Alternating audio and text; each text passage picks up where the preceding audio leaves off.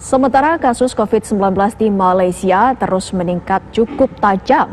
Sepanjang 24 jam terakhir terdapat 125 kasus baru. Kasus ini masih terkait dengan klaster jamaat tablik di Masjid Sri Petaling, Kuala Lumpur.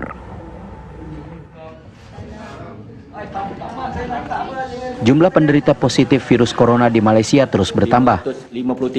Kementerian Kesehatan Malaysia menyatakan selama kurun 24 jam terdapat 125 kasus baru. 95 kasus diantaranya dari klaster jemaah tablik akbar di Masjid Sri Petaling, Kuala Lumpur. Dari jumlah tersebut, 12 pasien terpaksa dirawat di ruang ICU dengan bantuan alat pernafasan. Dengan penambahan tersebut, jumlah kasus virus corona menjadi 553 kasus. Kementerian Kesehatan Malaysia Adam Baba meminta agar para jemaah tablik Masjid Sri Petaling untuk melakukan pemeriksaan kesehatan di rumah sakit terdekat. Malam pihak ketua kepada jemaah tablik telah membuat video klip ataupun statement supaya menyeru mereka yang terlibat dalam perhimpunan tersebut supaya tampil. Dan hari ini kita dapat lihat bahawa ramai yang telah ke klinik-klinik ataupun ke pusat perubatan untuk membuat saringan. Dan saya ingin maklumkan bahawa setakat ini 7,000 orang daripada kumpulan tablik telah pun tampil untuk disaring. Malaysia telah mengeluarkan kebijakan untuk tidak menghadiri atau menggelar acara yang mengundang massa dalam jumlah besar.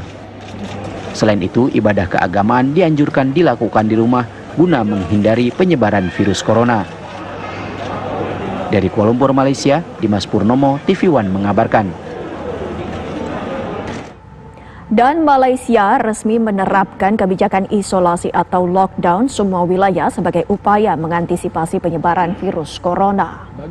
Perdana Menteri Muhyiddin Yassin dalam jumpa persnya menegaskan lockdown tersebut dimulai pada hari Rabu 18 Maret hingga 31 Maret 2020. Dengan diberlakukan lockdown ini, seluruh tempat ibadah dan pusat bisnis ditutup kecuali supermarket dan pasar tradisional. Begitu pula sekolah, perkuliahan dihentikan sementara. Seluruh wisatawan asing juga dilarang masuk ke Malaysia.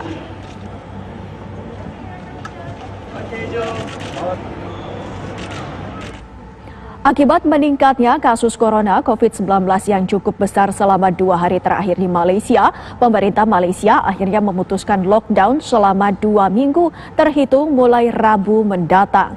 Dan seperti apa keputusan lockdown ini? Reporter TV One Dimas Purnomo akan melaporkan langsung dari Kuala Lumpur, Malaysia. Dimas.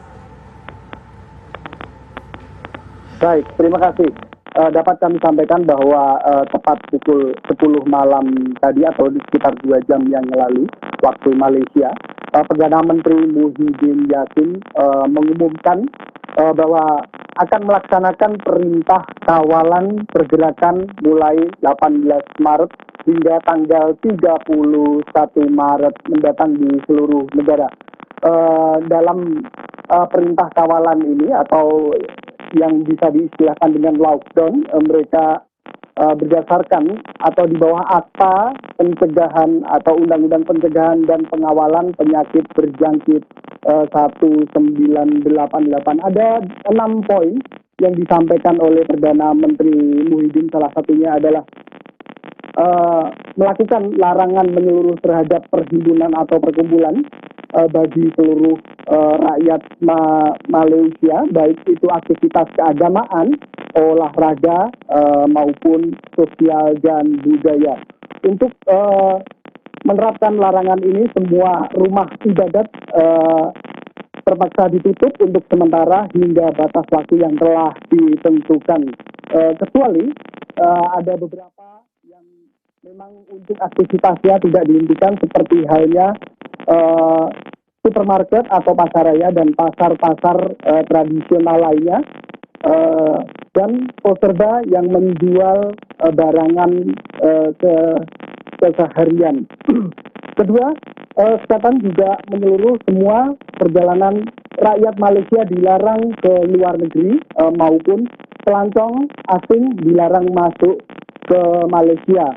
Seandainya pun ada warga Malaysia yang terpaksa harus pulang ke negaranya atau masuk ke Malaysia, dia diharapkan melakukan karantina sendiri selama 14 hari dan melakukan pemeriksaan.